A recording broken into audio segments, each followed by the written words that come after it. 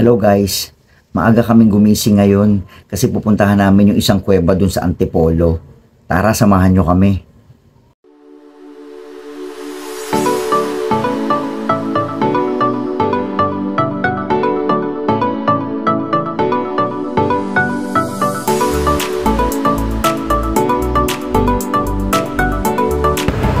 Break po muna kami dito sa may bakery para kumain kasi nagutom kami. Ito po yung anak ko. Nakapasok na po kami ng Antipolo proper. Yan po yung circle. Yan, nasa Antipolo na po kami ngayon. Wala po dito sa pagpasok ng Antipolo, meron na lang 28 minutes bago marating yung Mystical Cave. Yan, according po yan sa may Google Map, 28 minutes.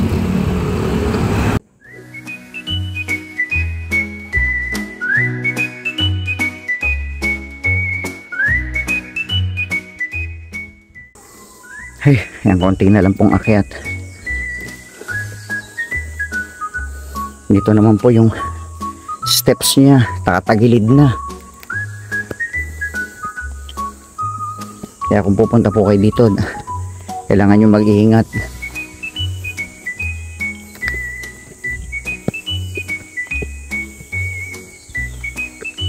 Ito na po yung taas niya.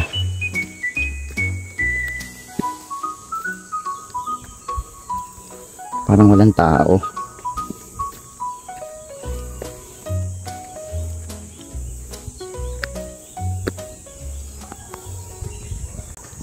Nandito na po tayo sa labas ng Mystical Cave. Tapos umakyat po tayo ng napakatarik na hagdan.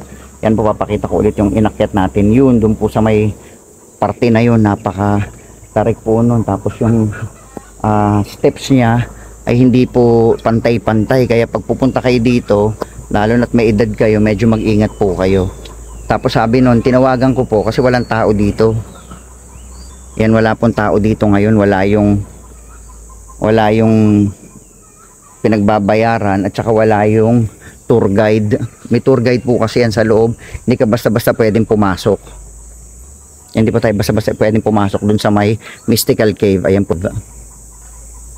Yan, so hintayin lang po natin. Kasi meron daw umakyat doon sa may taas pa. Sa may gilid ng Mystical Cave, meron pa. Yan po, pero hindi ko nakakayanin umakyat lang kasi mas matarik po yan doon sa inakyat kanina. Bale, ayan po, katabing-katabi yung Mystical Cave. Para meron pa pong pinupuntahan dyan na isa pang tourist site. Pero hindi ko nakakayanin dyan. So, ang bayad, 80 pesos per tao. So, dalawa kami nung bunso ko, 160 pesos. Bale, ang babayaran. O, ayan. Habang inihintay, pakita ko po muna sa inyo yung labas nitong Mystical. Ayan, may mga konting bahay po sila dito. Yan po. Tapos puro puno na po yan. Hanggang baba po yan, puro puno. Tapos doon sa dadaanan, may mga aso, may pato. Ano pa ba yung nakita namin kanina? May manok. Yun po. Kaya kung pupunta kayo dito, kailangan doble ingat.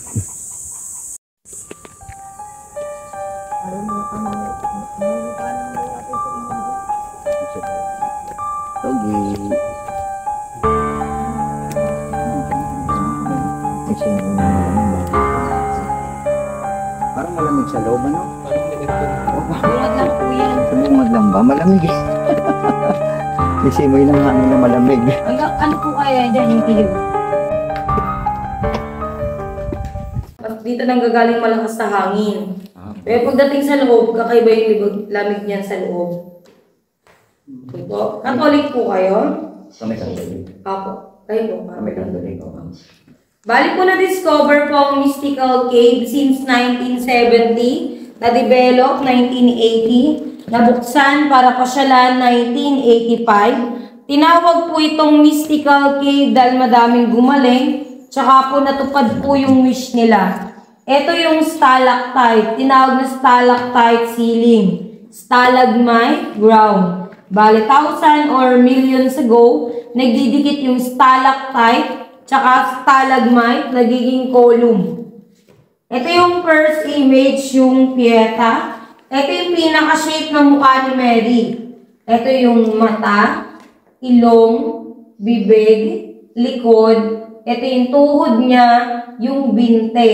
Kala niyo dyan si Jesus Christ. Ito yung ulo, yung katawan, Pieta. Yan yung namatay si Jesus Christ nung binabasa sa cross.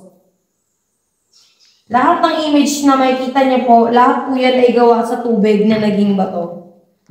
Tara po. Na-form lang, ano? Okay. Nagpapa-overnight po sila dito kapag Holy Week na lang po. Ah, Pero magkano ba kahit yan? hindi Holy Week, pwedeng mag-picnic. Ah, pwede dito mismo sa loob. Opo. Mas maganda po magdala po ko ng extra money. Magkano ang bayad pag nag-overnight?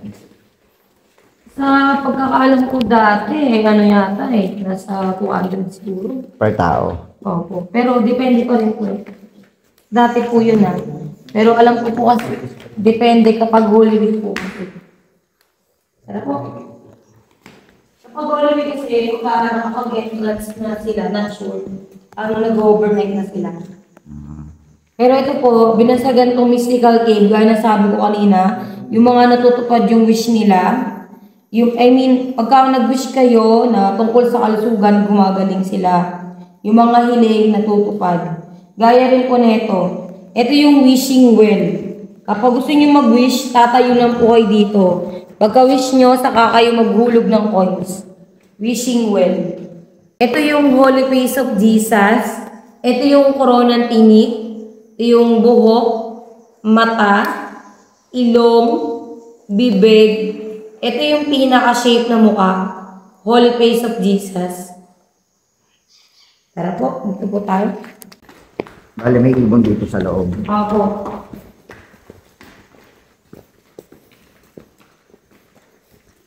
Po siya yung Saint Anthony de Padua. Sa shadow lang po kayo tumingin.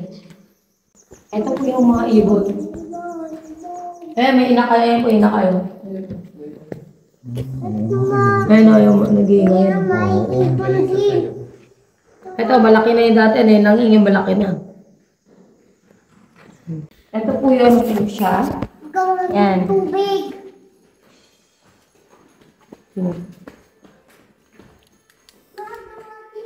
Ito yung po siya, yung Buddha. Sa shadow lang po kayo tumingin. Ang iba po, ang tingin po dito ay Chinese Buddha. Ang iba, Thailand Buddha. Ang iba naman po, Santo Niño. Ito yung Mount of Calvary. Yung bundok na inakit ni Jesus Christ, yung ipapako siya sa cross. Tapos itong bato na ito yung taong sumusunod kay Jesus Christ. Sa shadow lang po kayo tumingin. Ito po si Mary. Ito si Jesus Christ, nakaluhod, nagpasan yung cross. Meron din pong nakaluhod sa harapan niya. Ayan po, Mount of Calvary. Ito po yung The Visitation. Ito po si Mary. Ito yung camel at sinakyan niya. Papunta kay Saint Elizabeth para sabing buntis siya. The Visitation. Ito yung mga buhay na bato. Ibig sabihin po, lalaki pa po yan. Magdidikit pa po yung stalactite at stalagmite. Ito yung Holy Trinity. Ito si God the Father, nakaupo sa trono niya. Ito yung pinakang upuan, koronang tinik, ulo, braso, tsaka yung kamay. Bali nakaganto siya. Ito yung tuhod niya, yung binte. Ito po kayo mag-wish ng for peace of mind. Tapos next po, ito yung God the Holy Spirit. Ito yung pinakang ulo, katawan, yung pinakang wings. At ito po yung God the Son.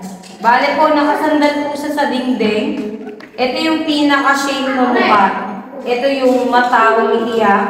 Ito yung ilong, braso, katawan, braso, kamay. Hawak niya yung susi ng langit. At ito yung Our Lady of Miraculous Medal. Ito yung ulo, yung kapa. O God the Father, God the Son, God the Holy Spirit. Dito yung bathtub. Kapag tag-ulan, pwede po itlog maligo. Kaya lang po, ako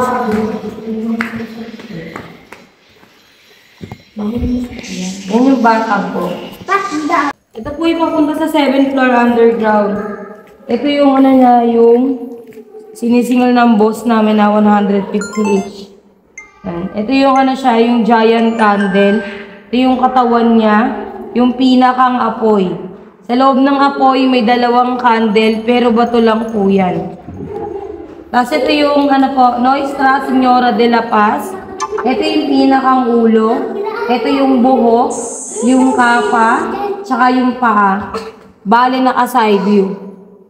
Tapos tingin lang po kayo dito, dahan-dahan. Ito yung Serpent of Eden. Yung as na tumukso kay Eva at Adan. Ito yung wishing heart for love. Ito po yung wishing heart. Tapos ito po yung wedding bell for wedding. Wedding bell. Wedding bell. Ito po yung tenga ni Jesus Christ. Kung saan pwede po kayo mag-wish po. Ayan. Upang humiling, bubulong po kayo dyan. Ito po yung Prago Fortune. Kahit wala po kayong coins, pwede po kayo humawak. Yan po yung Prago Fortune. Ito yung sound of bell.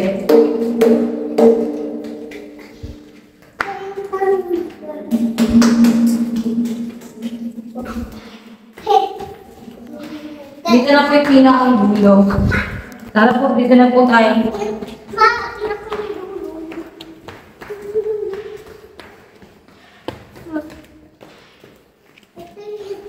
Dito na po yung last image, yung mother and child. Bale po nakataligod sa atin si Mary. Ito yung pinakang ulo niya. Ito yung kapa. Kalo po niya dyan si Baby Jesus Christ. Ito yung ulo, yung katawan. Mother and child. Pauwi na po kami, kakalabas lang namin mula dun sa Mystical Cave. Mga ilang minuto rin kami dun sa loob. So ngayon, eto, bababa na ulit kami. Yan naman yung tatahakin naming hagdan.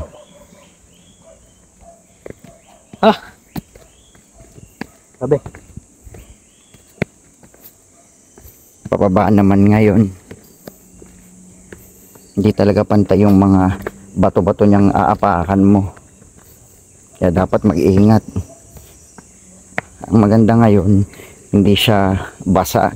Kasi kung umulan, tapos basa itong mga batong aapakan, mas madulas. Mabuti tuyo.